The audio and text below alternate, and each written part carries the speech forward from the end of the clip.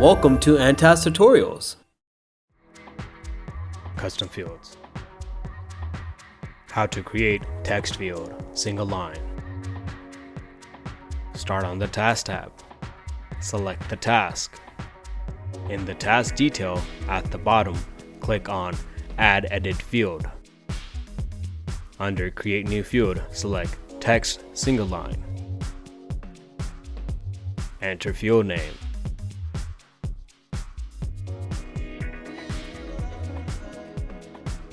Add it to a section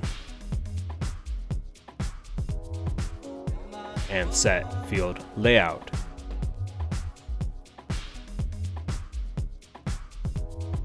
If you'd like to add the new field to all workspaces, select All Workspaces, or use the default setting for this workspace. Click Create Field. Your new field will appear on the task detail pop-up. To edit field, click on the selected custom field icon. From the drop-down, select Edit Field. Make edits to your custom field the way you want.